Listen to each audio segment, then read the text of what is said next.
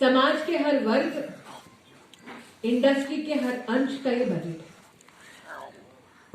लोगों की ये धारणा है कि बजट एक इकोनॉमिक एक्टिविटी है, लेकिन नरेंद्र मोदी जी के नेतृत्व में बजट एक नेशन मेकिंग एक्टिविटी बन गई है। और इसका एक छोटा सा उदाहरण देना चाहती हूं। इतिहास के पन्ने अगर एक दशक पहले पलटे तो दिल्ली में ही एक अखबार में साल 2010 में एक खबर आई थी कि सालाना देश को सिर्फ टॉयलेट ना होने की वजह से 24,000 करोड़ का देश को नुकसान होता है। आज से एक दशक पहले अखबार की सुर्खियों में दिल्ली में खबर थी कि मात्र पौष्टिक आहार न पहुंचने की वजह से देश को सालाना $30 बिलियन का नुकसान होता है। तब सरकार किसकी थी ये कहने की जरूरत नहीं, लेकिन तब जो भी सरकार में थे ये विषय ना उनके दिल को छुआ, ना इस विषय ने उन्हें झिंझोड़ कर रखा, ना ही उन्होंने कोई ऐसी व्यवस्था खड़ी की सरकार में कि शौचालय, पोषण जैसे मूलभूत सुविधाओं की ओर सरकार का ध्यान आकृष्ट हो। मैं आज भी स्मरण करती हूं मंजर लाल किले की प्राचीर से, जब देश के इतिहास में पहली बार एक प्रधानमंत्री बोले कि अगर महिला का सम्मान करना है तो कम से कम हर गरीब परिवार में एक टॉयलेट तो बनाना हम शुरू करें। मुझे आज भी याद है जब हम विपक्ष में थे, महिला सुरक्षा के बारे में चर्चा करते थे तो ये कहते हुए भी झिझकते थे कि महिला जब शौच के लिए बाहर जाती है तो जितने भी महिला शोषण के केसेस हैं उनमें से लगभग 50% केसेस तब देखे जाते हैं जब महिला बाहर शौच के लिए जाती है। इस बात को स्वीकार करना समाज के लिए कठिन हो गया था कि एक महिला शौच के लिए बाहर जाएगी तो या तो उसका बलात्कार होगा या उसके साथ छेड़खानी होगी। जानते सब थे, समाधान देता कोई नहीं था। और प्रधानमंत्री जी ने जब राष्ट्र में इस आवेदन को, इस निवेदन को प्रस्तुत किया, तब हम स्टेट के हर प्रदेश की सरकार से आह्वान किया कि राष्ट्रीय इस यज्ञ में हम अकेले नहीं कर पाएंगे, देश की जनता को जुड़ना होगा। और स्वच्छ भारत अभियान ने जन्म लिया। कुछ लोगों ने उपहास उठाया, कहां प्रधानमंत्री जी झाड़ू लेकर निकले हैं सफाई करने। लेकिन शायद उन लोगों को वर्ल्ड बैंक की उस स्टडी का अंदाजा नहीं था जिसने रेखांकित कर दिया था हमारे देश की इकोनॉमी में कि सालाना $50 बिलियन से ज्यादा का नुकसान देश को मात्र इसलिए हो रहा है क्योंकि देश में स्वच्छता नहीं है। अब ये आंकड़ा मैं पीएचडी चेंबर ऑफ कॉमर्स में बता रही हूं ताकि मैं जानती हूं आप सब इन स्टडीज को देखकर क्वांटिफाइबल लॉस के ऊपर परिचर्चा और गोष्ठी अलग से कर सकते हैं। So the loss to a nation's economy because of lack of toilets, can you imagine, was calculated a decade ago to be close to $54 billion. The loss to a nation's economy because of lack of nutrition was calculated to $30 billion annually 10 years ago. प्रधानमंत्री जी ने जब ये आह्वान राष्ट्र के सम्मुख किया तब मुझे आज भी याद है, मैं एचआरडी मंत्री थी, कुछ लोगों ने कहा बन जाएंगे टॉयलेट। तब हमने कहा था मोदी है तो मुमकिन है, बोला है तो हो जाएगा। और देश के हर सरकारी स्कूल में एक नया आंदोलन सा हुआ, एक नई क्रांति सी हुई कि हमें बेटियों के संरक्षण में, बेटियों की शिक्षा में उनको बढ़ावा देने के लिए और उसको मूलभूत सुविधा देने के लिए कम से कम सरकारी स्कूल में एक महिला टॉयलेट जरूर बनाना है। 1 साल में लक्ष्य को पूरा किया और आज देश की राजधानी में कह रही हूं कि आपने ऐसी सरकारों को देखा है जो घोषणा एक पीढ़ी करती थी, पत्थर दूसरी पीढ़ी रखती थी, तीसरी पीढ़ी के हाथ में फीता काटने का आज तक मौका नहीं आया, वो अलग बात है। आएगा भी नहीं। लेकिन इस देश ने पहली बार एक ऐसी सरकार को देखा जिसने घोषणा की और एक समय अवधि में उस घोषणा को साकार करके दिखाया। और मात्र स्कूल में टॉयलेट बनाने तक सीमित नहीं रहे, देश भर में 4 लाख स्कूली टॉयलेट एक साल में बनाना, लेकिन साथ ही गत 6 वर्षों में देश में 10 करोड़ परिवारों को जीवन में पहली बार एक टॉयलेट मिला। मुझे आज भी याद है विपक्ष के नेता बड़ी बड़ी डींगे हाँकते, चांद पे पहुंच जाएंगे, सिंगापुर बना देंगे, लेकिन टॉयलेट नहीं बना पाए। और ये सोचते हुए भी दिल दहलता है कि सोचिए आप, एक परिवार में अगर 3 लोग भी हों तो देश में 30 करोड़ नागरिक हमारे दिन की शुरुआत बिना टॉयलेट के करते थे।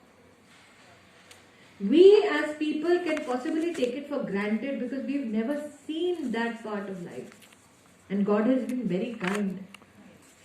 लेकिन सोचिए जिनके जीवन का संघर्ष ही हर सुबह से होता था, अपमान से होता था, तिरस्कार से होता था, अस्वच्छ वातावरण से होता था। इसलिए आज जब बजट के ऊपर विशिष्ट यहाँ पर हमारे पीएचडी चेंबर ऑफ कॉमर्स के प्रतिनिधि संजय जी ने, हमारे प्रदेश अध्यक्ष आदेश जी ने अपने वक्तव्य को रखा, तो उसमें मात्र एक ही निवेदन जोड़ रहे हैं।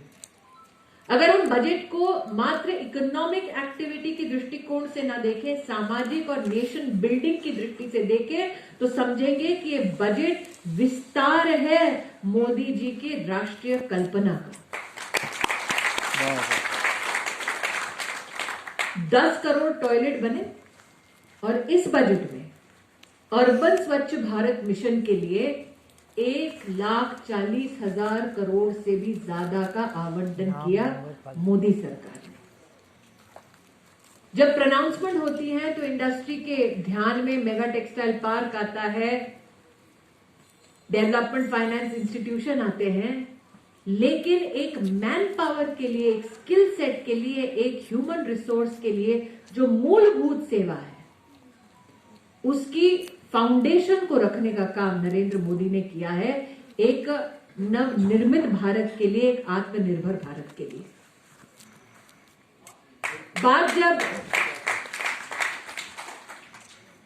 सैनिटेशन की होती है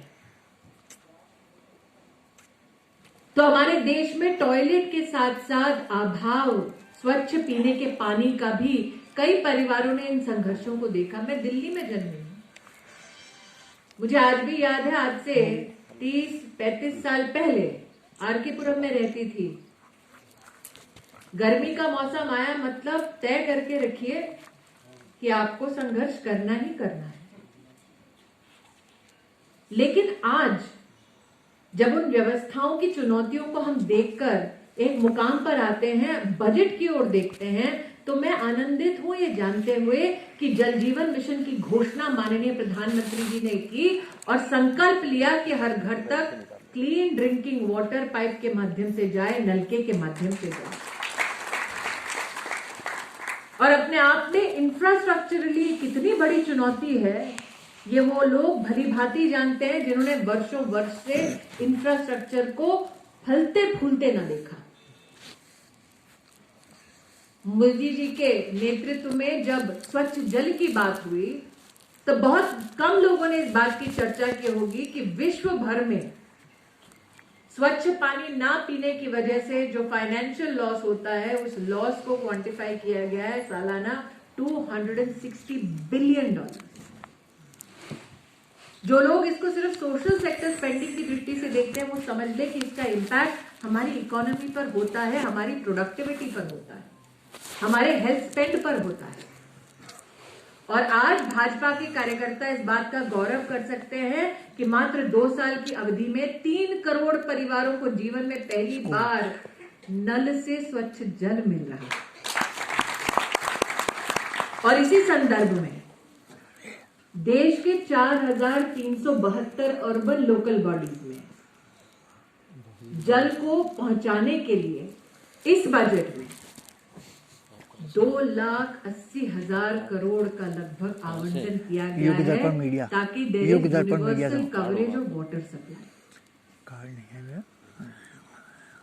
अपने आप में ये बातें कुछ लोगों को अचंभित करती हूं, क्योंकि चेंबर के प्लेटफॉर्म पर कई बार बातें शायद लेबर रिफॉर्म की हो, एमएसएमई के डेट रिस्ट्रक्चरिंग की हो, या फिर सप्लाई चेन को और कैसे सशक्त कर सकते हैं, लॉजिस्टिक्स को और कैसे डायनामिक बना सकते हैं, इन सब की चर्चा होती है। लेकिन हिंदुस्तान की सबसे बड़ी ताकत हमारा जनमानस है,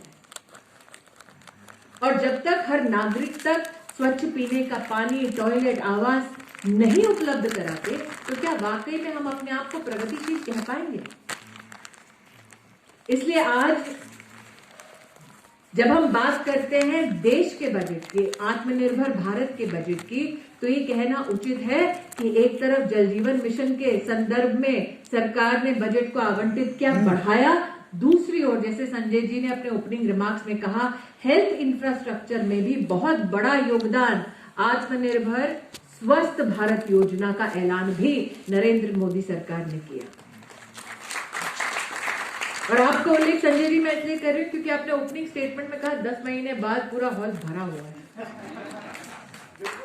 मतलब 10 महीने पहले हालत क्या थी? विश्व भर में ये चर्चा होती थी 130 करोड़ का ये देश है, इस देश में गरीब का क्या होगा, भूखे पेट रात को सोएगा। इस देश के बारे में अंतर्राष्ट्रीय स्तर पर चर्चा ये होती थी कि हमारे ग्रामीण अंचल में कोविड की महामारी का क्या इम्पैक्ट होगा, हमारा हेल्थ सिस्टम इतना क्या सशक्त है कि वो हेल्थ सिस्टम रिकवरी में अपना योगदान दे पाएगा।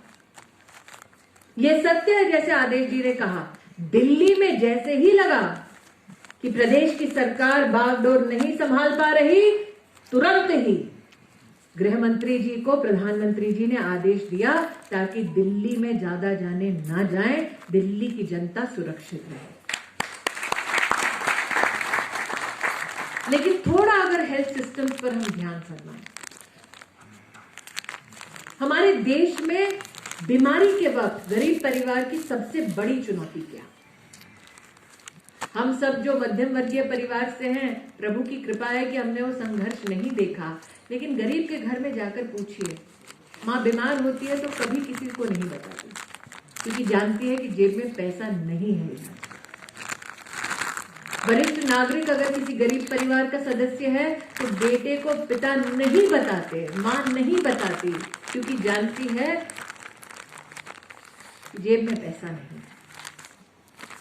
और इसीलिए प्रधानमंत्री जी ने शुरुआत की आयुष्मान भारत योजना की।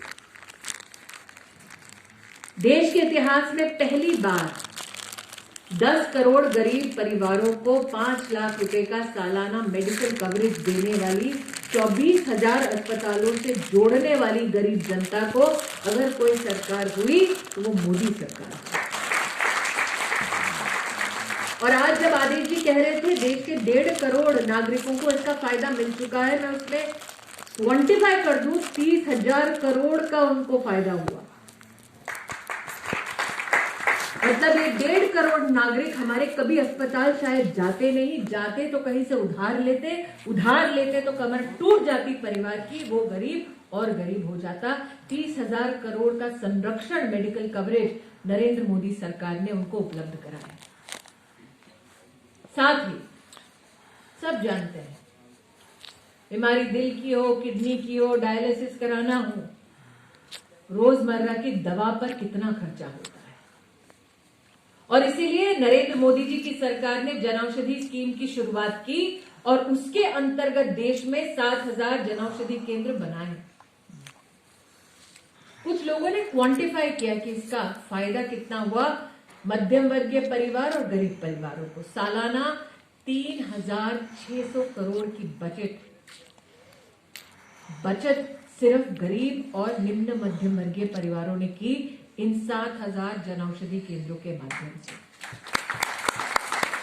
जनता का पैसा बचा, गरीब को स्वस्थ करने में ये स्कीमें बहुत महत्वपूर्ण भूमिका निभा पाए।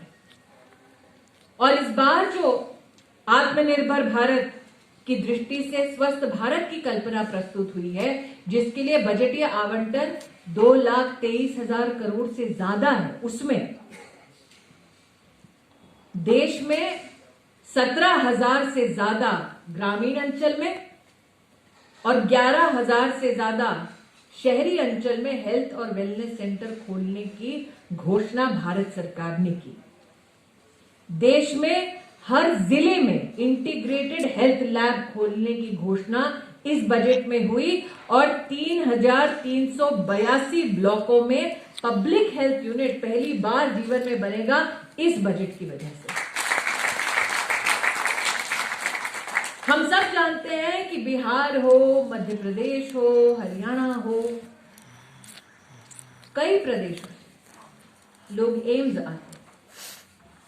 मैंने तो वो नजारा देखा जम्मू में, कश्मीर में, जब लोग कहते बस एक एम्स की पर्ची कटा दीजिए ताकि हम दिल्ली पहुंच जाए कुछ भी करके, नेताओं के चक्कर काटे जाते। और मोदी सरकार ने कहा दिल्ली तक मत आओ, हम व्यवस्था आपके राज्य में करेंगे। और आज इस बजट में प्रधानमंत्री जी अभिनंदन के पात्र हैं कि देश के 602 जिलों में क्रिटिकल केयर अस्पतालों में ब्लॉक्स में स्थापित करने की इस बजट में घोषणा हुई। They say God is in the details and that is why I'm reading the details. क्योंकि कुछ लोगों को यह वहम था कि सेंसेक्स में उछाल हो गया है, बजट का सबसे बड़ा मापदंड वही है। नहीं, बजट का मापदंड ये भी, तकाजा ये भी कि गरीब को, सामान्य परिवारों को सरकार क्या सुविधा दे रही है और इन सुविधाओं के चलते किस नए भारत के निर्माण की हम कल्पना कर रहे हैं, क्या संकल्प ले रहे हैं। कुछ लोगों का भ्रम था कि आत्मनिर्भर भारत का बजट मतलब सिर्फ हम अपने आप में ही मस्त हो जाएंगे, संकुचित सोच के माध्यम से खुद प्रोड्यूस करेंगे, खुद ही कंज्यूम कर जाएंगे। लेकिन प्रधानमंत्री जी की विजन ये है कि विश्व स्तर की कंपनियां हिंदुस्तान की कंपनियां बने और उसके लिए अगर हमको कोई फाउंडेशन रखनी है तो वो फाउंडेशन रिसर्च भी है। राष्ट्र के इतिहास में पहली बार नेशनल रिसर्च फाउंडेशन के लिए 50,000 करोड़ रुपया आवंटित कर रहे हैं। कुछ लोगों को ये लगता है कि रिसर्च मतलब एकेडमिक काम है, इसका इंडस्ट्री से कोई सरोकार नहीं है। अगर सरोकार है और उसका सबसे सफल कोई परिणाम दिखाना है तो वो पीपीई सूट्स के निर्माण में आप देख सकते हैं। ये वो देश है जिसने हिंदुस्तान की आजादी में कभी भी एक भी पीपीई सूट नहीं बनाया। मार्च के महीने में सारे फ्रंटलाइन वर्कर्स के बीच में, सभी डॉक्टर्स, अस्पतालों के बीच में एक ही चिंता का विषय था कि देश में पीपीई सूट नहीं है। अगर डॉक्टर या नर्स को कोविड के पेशेंट के सामने जाना है तो हम उसके लिए मौत का सामान तय कर रहे हैं। इंटरनेशनल सारी बॉर्डर सील हो चुकी थी।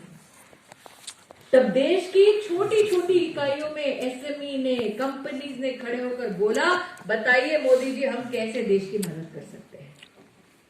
संजय जी एमएसएमई का और टेक्सटाइल का उल्लेख कर रहे थे। हमारे पास देश में केवल एक लैब थी, वो भी कोयम्बटूर। भारत सरकार ने विभिन्न मंत्रालयों के सौजन्य से उस एक लैब तक देश भर की इंडस्ट्री के सैंपल पहुंचाए, लेकिन ये भी सुनिश्चित किया कि हमें देश भर में लैब खोलने, और एक महीने में देश में 11 लैब खुल गए।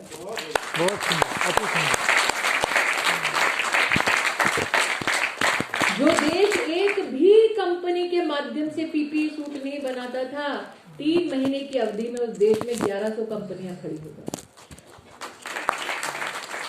इस देश में जहां पर 1 रुपया भी कोई पीपीई मैन्युफैक्चर करके नहीं कमाता था, उस देश में 3 महीने में $1 बिलियन की इंडस्ट्री सिर्फ पीपीई में खड़ी हो गई। और आज विश्व के सेकेंड लार्जेस्ट एक्सपोर्टर मैन्युफैक्चरर चीन के बाद सिर्फ 3 महीने में अगर कोई है तो वो हिंदुस्तान है। इसलिए आज आत्मनिर्भर भारत के संदर्भ में जब हम चर्चा करते हैं, मतलब make not only for local but also have good enough standards to go global। लेकिन ये सरकार लॉकडाउन की चुनौतियों के बावजूद, महामारी की चुनौतियों के बावजूद भी कैसे गवर्नेंस में रिफॉर्म लाता गया, उसका सबसे बड़ा उदाहरण है नेशनल एजुकेशन पॉलिसी। दिल्ली में कितनी कॉलेजेस, कितने स्कूल्स और यूनिवर्सिटी में चर्चा होती रही 30 साल तक कि शिक्षा प्रणाली को बदलना है। चर्चाएं होती रही, पॉलिसी नहीं बनी। और कोविड में लोग ये मानकर चले थे कि विश्व भर में कोई भी सरकार पॉलिसी का काम नहीं कर रही तो हिंदुस्तान में भी नहीं होगा। लेकिन लोहा मानिए नरेंद्र मोदी सरकार का, उनके नेतृत्व का, कि उन्होंने कोविड में बचाव का काम भी किया और पॉलिसी रिफॉर्म का काम भी किया। और इसलिए आज जब बजट के संदर्भ में मैं चर्चा करती हूं तो ये कहना उचित है कि इस बजट में घोषणा न सिर्फ नेशनल एजुकेशन पॉलिसी को साकार करने की है, बल्कि देश के आदिवासी अंचल में 750 एकलव्य स्कूल बनाने की भी कल्पना इसी बजट में है। जिस सरकार ने वन रैंक वन पेंशन दिया, उसी सरकार ने इस बजट में 100 सैनिक स्कूलों को स्थापित करने का भी बजटीय आवंटन किया। शिक्षा के साथ साथ स्किल्स की दृष्टि से भी सरकार ने अपने कार्यक्रमों को और सशक्त करने का और बल देने का इसमें उपाय किया है। आज आदेश जी ने दिल्ली के संदर्भ में इंफ्रास्ट्रक्चर और पार्क्स की भूमिका को रखा। और देश की सबसे बड़ी चुनौती ये रही कि आज तो आदेश जी आप इंफ्रास्ट्रक्चर के नरेंद्र मोदी सरकार की कई ऐसी घोषणाओं को, कई ऐसे प्रोजेक्ट को गिनवा सकते हैं, लेकिन इसी दिल्ली ने वो मंजर भी देखा जब स्टेडियम टूट रहा था। इसी दिल्ली ने वो मंजर भी देखा जब गेम्स के हवाले से पूरी दुनिया यहाँ आई और हम सब शर्मसार हुए। और इसलिए आज एक हिंदुस्तानी होने के नाते इस बात का हम गर्व कर सकते हैं कि इंफ्रास्ट्रक्चर में कैपिटल एक्सपेंडिचर के लिए इस बजट में रेल में 1 लाख करोड़ की घोषणा हुई। और मैं ये बता दूं कि 1 लाख करोड़ का मतलब क्या है। रेल में अगर 1 किलोमीटर रेल का काम होता है लाइन का, तो 24,000 मैन डेज का काम विकसित होता है। सड़क के लिए 1 लाख करोड़ से ज्यादा का कैपिटल एक्सपेंडिचर इस बजट में आवंटित किया गया। सड़क 1 किलोमीटर बनती है तो 900 मैन डेज का काम सृजित होता है हमारी जनता के लिए। और ये भी बतला, नेशनल इंफ्रास्ट्रक्चर पाइपलाइन की बहुत बड़ी घोषणा हुई थी दिसंबर 2019 में। कहा गया था 1 लाख करोड़ का प्रोजेक्ट हम लोग साल 2020 में कंप्लीट कर लेंगे। लोगों को शायद ये बात ध्यान नहीं आदेश जी कि साल 2020 में 217 प्रोजेक्ट कंप्लीट हुए और जो वचन दिया था मोदी सरकार ने 1 लाख करोड़ के इंफ्रास्ट्रक्चर प्रोजेक्ट को भी लॉकडाउन और कोविड की परिस्थिति में मोदी सरकार ने पूरा किया। इसलिए आज जब आदेश जी गिनवा रहे थे कि ऑडिट की सीमा को कैसे बढ़ाया गया, जब आप बता रहे थे कैसे सीलिंग में भारतीय जनता पार्टी ने एक पॉजिटिव भूमिका निभाई,